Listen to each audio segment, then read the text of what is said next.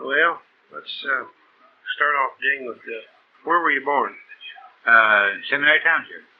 Close here to your house? Mm-hmm. Down just below Pittsburg, about 2 miles. 2 miles. When's your birthday? What year were you?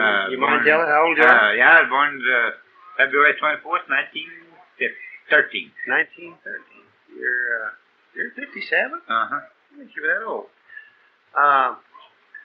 What was your mother and dad? My mother's name was Mary Leidner. My father's name was Ed. Eller. Uh-huh. Ed Eller. Now, you're not in relation to the Ellers up around up by Fillmore and Ramsey? No relation to no other. Do you know John Eller, the Baptist minister up there? No, I'm not Eller? acquainted with him. Yeah. Well, see, they're musically inclined too. I see. Mm-hmm. And I just wondered if there might be a connection. Well, it possibly are. You don't know the family, though? No, I've talked to them too. I know part of them. Yeah. There's another Eller up in North part of the township with a commissioner too. Yeah. Well, this guy, Dan Eller and John Eller, brothers, and they were ministers. They're older gentlemen. They're up in their late 70s. There was John Eller down here one time. Yeah. You want to give me one of them songs first, or do you want to tell me that story you was telling a while ago about the fortune teller? Well, I can. Come on over here. All right. I'll get you here on this thing here. We was over at Mulberry one time, just messing around, and we got to talking to Mrs. Brown, who was she called it give you a reading. So we sat there talking to her, and she said to my wife, have you ever had a bad electric shock? My wife said no. So she said, well, you watch your right hand. You're going to get one in the next few days. Well, this is what happened. A few days later, my wife was ironing, and when she got through ironing, she pulled a cord plug out of the wall while the 2 little prongs stayed in the wall. She just reached up to get a hold of them, and it like knocked her down, and we remembered of her telling this story. So we got enthused, and I said I was going to have her to give me a reading. So when I went in, the first thing she said to me, she said, there's been a lot of sickness in your home. She said, even serious sickness that has caused death. And she said, it's been in the throat, and Mrs. Brown herself choked up till she couldn't talk out of a whisper. So she said when she changed the subject, her voice would clear, which it did. Well, she told me then that I was going to come in contact with a strip of land that was narrow and long, and in the center of this strip of land was a fairly good-sized stream. Near this stream was a real large tree, and in and around this tree was valuable land, and it was under the soil, but it did not look like oil. But about a year later, they opened up a sand pit there, which is worked yet today, and that was back in either 40 or 41, somewhere along there. Probably used that. That was molding sand. And it was molding sand, and they molded aluminum with it. Oh, we didn't use that a lot during the war. But they did. Something I forgot a while ago, dang. I didn't have you give your full name on here because I want to identify it later. Somebody. What is your right name? I know all I know is Ernest is my right name. What's your middle name?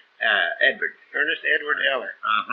E-E-E. Right. Triple E. Triple E. Yeah. Well, to get back to this Miss Brown, now, I've heard about her all my life. My mom went to her several times. Well. Boy, Mom believed in her. And Mom always said she didn't believe in fortune tellers, but she believed in Miss Brown. Was she just a local woman that just had this power? They ran a restaurant there at that time. I've heard of Mrs. Brown. I never knew. Ran the restaurant right north of Ernie Roberts' garage, Chevrolet garage. In Mulberry Grove. In Mulberry Grove. You mean Ernie Mayfield?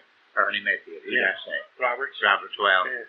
Ernie Roberts run one too. That's what made me say that. Yeah, I know Ernie Mayfield ran the Chevrolet garage. I'm no relation to him. I wish I had it. But you know, she's been dead some time. Oh, several years, yes. Was she pretty old? She was up in the years, yes. She was killed in a car wreck. Was she? I believe that was right. Well, how long did she practice this business of giving? Oh, golly, as long as I can remember about, because our kids were small and we was over there. Did she charge for it, or she just do it? Yeah, I forget what it was now. 50 cents, something like that was then, I believe. 35 cents, I don't remember what we did there. She wasn't sort of like a gypsy or something? No, she was a local woman. She was a local woman. Married and had children, probably. Yeah, her and my husband was right there at the time. Sitting there, he never paid no attention to us. You know, this would be, just studying about her, or getting things from different people about her would be interesting. You know, just yes, find it out. would. You could write a story about Mrs. Brown. Mm-hmm. I never thought of that before. That'd be something interesting to do some research on. Well, let's see. I was going to tell you where I got my nickname. Oh, yeah, that's a good idea. Tell me about that. Back when I was a kid, about 2 or 3 years old, something like that, my dad had a man hired to work on a farm. And he had a watch. Today would be an antique. It would strike. See? It had an alarm on it. And they'd ask me what that watch said. Now it said be-dong, be-dong, be-dong. So they called me be-dong for a long time. Finally they got tired of that and changed it to ding. And that's that. So that's where I got you didn't go ding, Eller? It's funny how some people get the nickname. And really, those people don't know McGivens. I didn't know it till I asked you just now. I think you might have told me, but I forgot. Not bad. Did you have a guy down here you called Prince Albert, too? Oh, used to have, yeah. He lives in Hillsboro now. What was his name? Heather. Albert Heather. Mm-hmm. How did you ever come to that Prince Albert? Through his name, Albert. Yeah. Somebody's calling him because of the Prince Albert tobacco. I just added Prince Albert too. A lot of music around this area. You bet there is. Always has been. Yeah, always has been. You got an old song you want to do? All right, I might sing that in, I forgot the name of it now. Yeah, maybe we'll think of it before we get there. You told me that a while ago. I was born in Pennsylvania, among the beautiful hills. The memory of my childhood is warm within me still. I did not like my fireside. I did not like my home, and had a view for rambling, and for away did roam. I bid adieu to loved ones, to my home I said farewell. I landed in Chicago, in the very depths of hell. It was there I took to drinking. I roamed both night and day, and yet within my bosom a feeble voice would say, "Oh, fare you well, my loved one. May God protect my boy. May God forever bless him throughout his manhood joy." I courted a fair young maiden. Her name I will not tell, for I will never disgrace her, since I am doomed to hell. It was on one beautiful evening, the stars were shining bright, and with the fatal dagger I bid her spirit flight. So justice overtook me, you all can plainly see, and now I'm doomed forever throughout eternity. It's now I'm on the scaffold, my moments are not long. You may forget the singer, but don't forget this song. Now, I've heard that by two names, Ding. Bad Companion Song and the Youth Companion Song. Which one do you think? I think Bad Companion. That's the one I remember by, yeah. Well, that's pretty close to the same melody that I heard it. Yeah. Where'd you learn that? I don't even remember. I've known that for... It was in your family? Well, no. Just myself. As long as I can remember, I've always sang it. But... there have been a lot of songs around this part of the country, down here around Pittsburg, just kind of changed back and forth between people, kind of shared. And, quite a bit. I mean, the people do this a lot. They still do. They still. Yeah. This is one of the few places where people still get together. Mrs. Duckworth down here. She knows a bunch of old songs. Who? Mrs. Maud Duckworth. Maud Duckworth. Is she an older woman? Yeah. She's a little bit older than I am. Yeah. It should be interesting to go talk to her sometime. Yeah, well. The only other man I have ever heard sing that song, now I've heard of it several times, was a fellow by the name of Ralph Wilderman. Sometime I'll play the tape I have of him. You got another one? Yeah, this Gangster's Warning, I believe it is. I was brought up by kind parents. I once was a pride and joy. when I started to drinking and gambling while life got the best of her, boy. Some pals took me out on a robbery. I thought just once would be fun, but one crime led to another, till it led to the use of a gun. In my pocket I carry a pistol. It's never away from my side, and the knot that's carved in its handle tells how more than one man has died. It's true I would like to be honest, but I know it's too late to begin. For when you join with a gangster, it's a game you must play to the end. I wish I had listened to Mother. She said there'd be days like this. I've lost all my true friends and sweethearts, no more on the sweet bliss. I'm leading the trail that is crooked. My foes look all around. Wherever I go I am haunted, like a fox that is chased by a hound. So boys, before you join with a gangster, remember that's how I started in wrong. So boys, all heed the warning. Remember the words of this song. That's, where'd you learn that one? Oh, I've known it for years and years and years. Now, I'd heard that title before, but I don't believe I ever heard the song sung. Well, Did you sing it for me here one day? I might have, I don't know. Sounds familiar, but some of the words sound familiar. You know, it kind of reminds me of Mother, the Queen of My Heart. No, That's yeah, Mother, the Queen of My Heart. Remember that song, The Gambler's Dream? Gambler's Dream, yeah. That was written by Jimmy Rogers. Was it? Yeah. You got any more like that? Well, probably have. I can't think of any right now. I've got a couple comedies. Really, anything. All right. Anything. Let's see. I'll give you that about the Mule. I can't think of the name of it now. I am the owner of a mule, the finest mule you'll find. A ringbone spavin in both hind legs, and both his eyes are blind. He'd kick a flower off his left ear, he never would stand still. I'm bound to have a mate for him if he cost me $1 bill.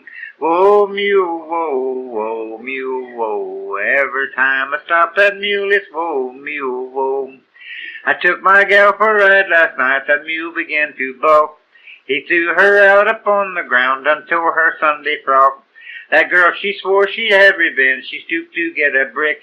That mule let go with both hind feet, and now my girl I'm sick. Whoa, mule, whoa, whoa, mule, whoa. Every time I stop that mule, it's whoa, mule, whoa.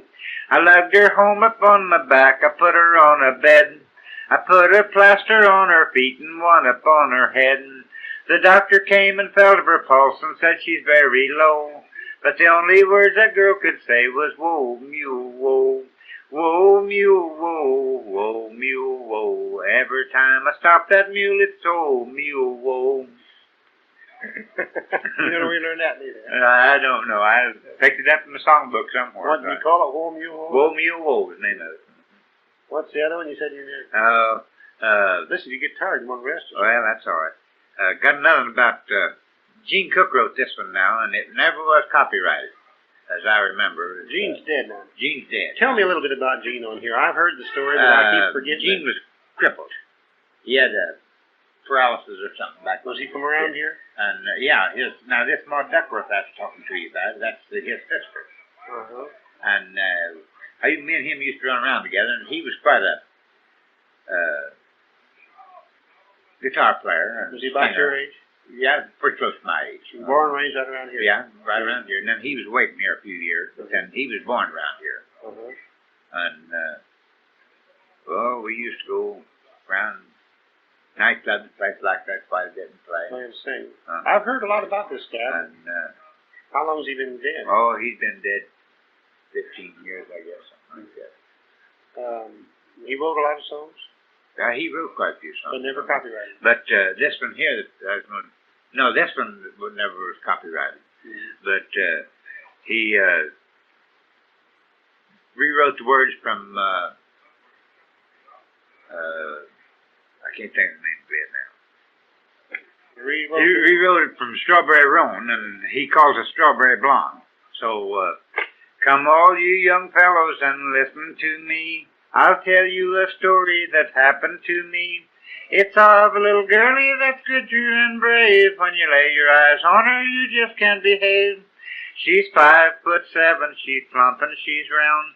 She weighs 192 pounds. The paint on her lips is raspberry red, which matches the hair on the top of her head. Oh, that raspberry blonde.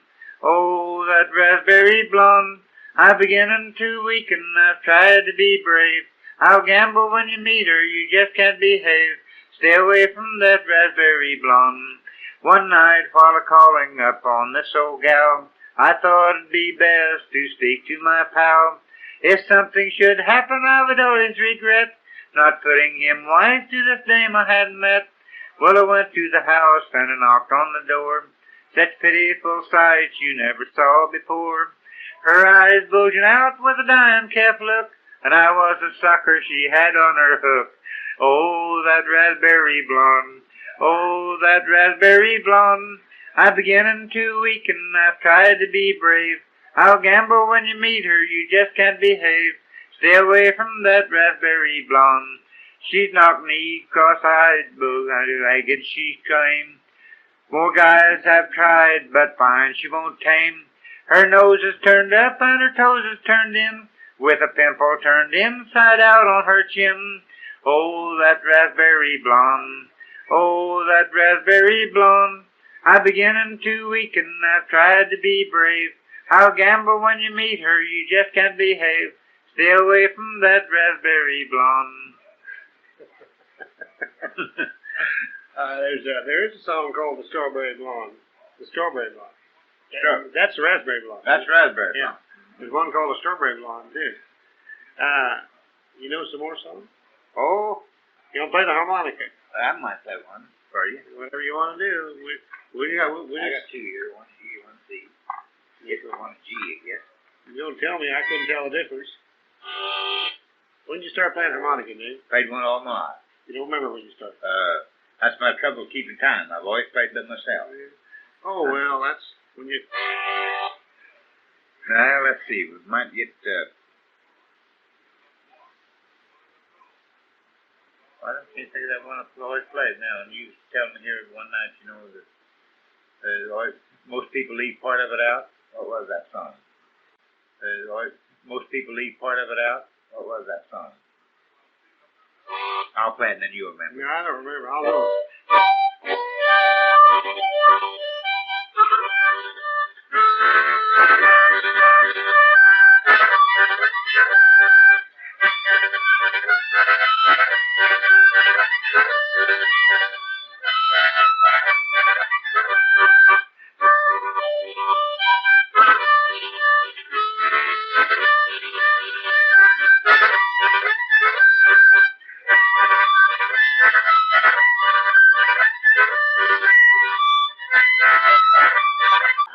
That's kind of short. Soldier Joy. Soldier Joy. That's what I said about it was that most people play it differently than it used to be played. Uh-huh. There's the old style of playing Soldier Joy and the new style. I see. And most people play it real fast and play it different. I would get a hold of one that's harder to play.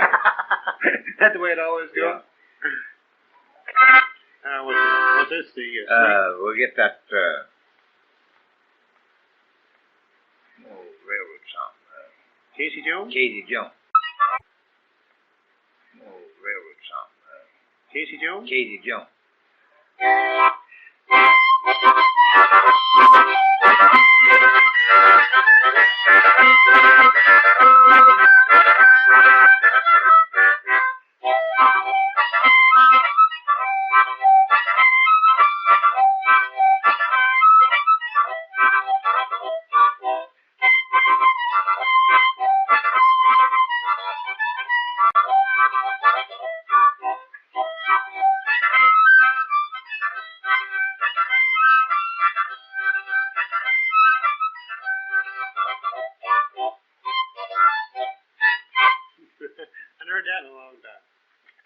I've got a version now of the when the work's all done this fall that I'll sing for you. Is this one you? This fall that I'll sing for you. Is this one you wrote yourself? No, I don't know where. I don't even remember where I got that anymore. But it's come out of a book somewhere down the line.